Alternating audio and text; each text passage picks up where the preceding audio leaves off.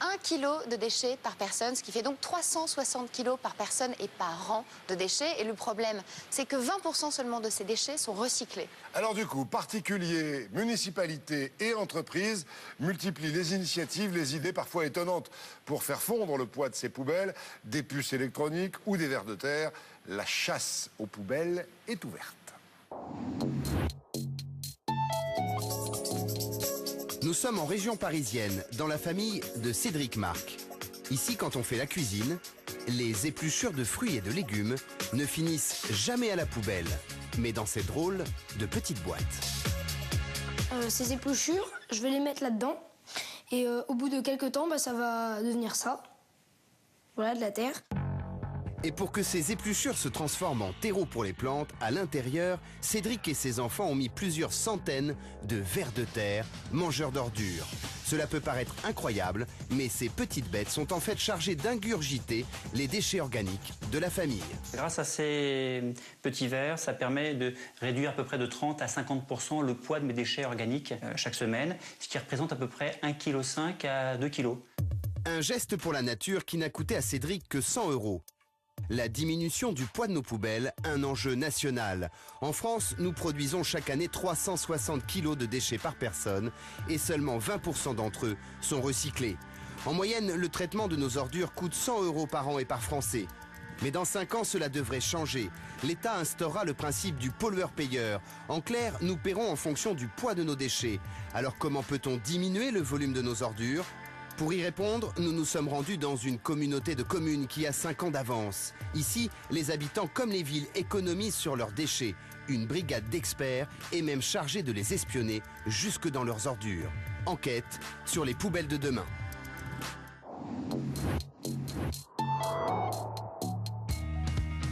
Communauté de communes de Dannemarie en Alsace. À première vue, cette agglomération de 15 000 habitants n'a rien de particulier.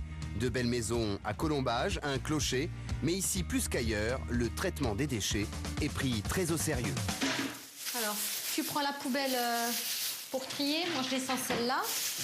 Nous sommes chez Bernadette, 43 ans. Cette mère de famille de 4 enfants est très pointilleuse concernant ses déchets. Dans la cave, des poubelles, il y en a partout. Et au moment de trier pour sa fille, c'est toute une organisation. Je te laisse faire parce que tu connais là. Donc là, c'est le plastique, c'est bien. Bouteille de lait. Verre, papier, bouteilles en plastique ou encore métaux. Au final, Bernadette trie 80% de ses déchets. Mon objectif, c'est que dans ce sachet, il y a de moins en moins de détritus.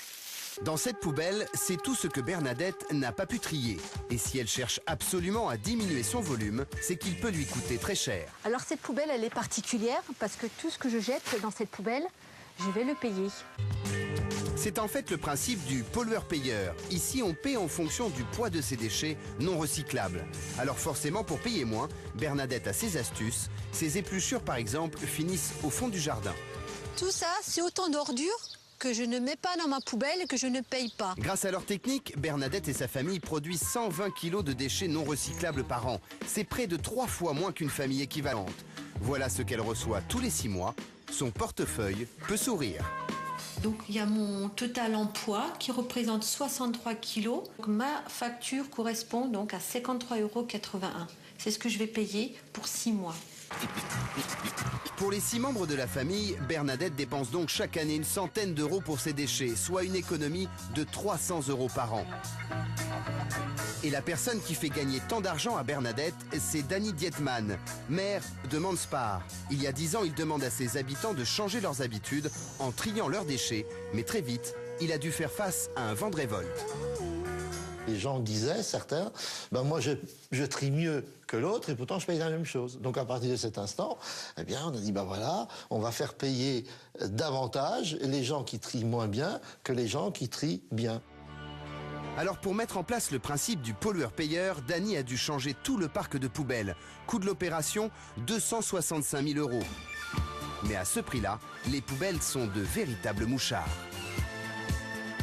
C'est une poubelle où on pourra identifier le propriétaire et le poids exact qui se trouve à l'intérieur. Pour recueillir toutes ces informations, une puce a été installée sur chaque poubelle. Au moment du ramassage, 70 capteurs vont mesurer le poids des déchets. Auparavant, Thierry et son collègue collectaient près de 1000 poubelles par ramassage, soit environ 15 tonnes de déchets. Aujourd'hui, les chiffres se sont effondrés. Alors depuis ce matin, le poids total qui s'élève à 5 tonnes 328 kilos. C'est 3 fois moins qu'avant. Dans l'agglomération concernant cette pesée embarquée, les avis sont partagés. Grâce à la pesée embarquée, oui, j'ai bien divisé par 3 mes poubelles pour l'année. C'est le bordel quand on habite dans les HLM, quand on habite au 4e. Faites-moi l'exemple. Si vous avez 4 poubelles en haut, le verre, le plastique, les conserves, eh ben, faites-le. La pesée embarquée, c'est bien. Seulement, il faudrait que tout le monde joue le jeu. Tout le monde ne jouerait donc pas le jeu. Et pour éviter de payer, certains n'hésiteraient pas à se débarrasser de leurs ordures sans les déclarer. Pour lutter contre ce phénomène, le département a mis en place une brigade un peu particulière, la brigade verte. La police et la gendarmerie va traiter des affaires de coups et blessures, nous, ça va être les poubelles. Vous ne rêvez pas, ici 4 agents sont mobilisés 7 jours sur 7 pour traquer les délinquants de l'environnement. Alors pour éviter de payer les ordures des autres, certains habitants n'hésitent pas à cadenasser leurs poubelles. Aujourd'hui, le coupable ne sera pas retrouvé, mais chaque année, les brigades vertes délivrent plusieurs dizaines de procès-verbaux. Dans cette communauté de communes, tout le monde se mobilise. Nous retrouvons Bernadette qui est en train de faire ses courses. Ici, pour faire baisser le volume des déchets des clients, ce supermarché leur propose quelque chose d'unique en France. Vous pouvez laisser vos plastiques et vos cartons sur place. Ici, Bernadette peut donc se débarrasser de tous ces emballages superflus juste après son passage en caisse. Ce sont autant de déchets qui ne finiront pas dans sa poubelle, ils ne lui coûteront pas le moindre centime. À la tête de cette initiative, Christophe Mondroyant. Cette collecte improvisée, il l'a mise en place il y a 3 mois et c'est déjà un véritable succès. On était sur un box par semaine, aujourd'hui on est à un box par jour, ce qui va représenter en projection sur l'année à peu près 12 tonnes de cartons et plastiques récupérés directement en sortie de caisse de la part de nos clients. Mais tous ces déchets, ils ne les stockent pas, ils leur donnent de la valeur. C'est intéressant de récupérer le carton de la clientèle parce que je vais le revendre en fait directement au papetier, ce qui va me permettre de récupérer 3 500 €. Car vos déchets qui finissent à la poubelle peuvent encore rapporter gros. Certains en ont fait un véritable business. Nous sommes dans l'un des plus grands sites de tri de la région alsacienne. Papier, plastique, métaux, ici 35 000 tonnes de déchets sont achetés chaque année pour être triés. Chiffre d'affaires 6 millions d'euros et voilà ce qu'ils vont devenir. Ce plastique-là, par exemple, on va le vendre à des industriels qui vont en faire des arrosoirs, des tuyaux ou des sièges enfants. Ce plastique-là va redevenir des bouteilles d'eau, par exemple.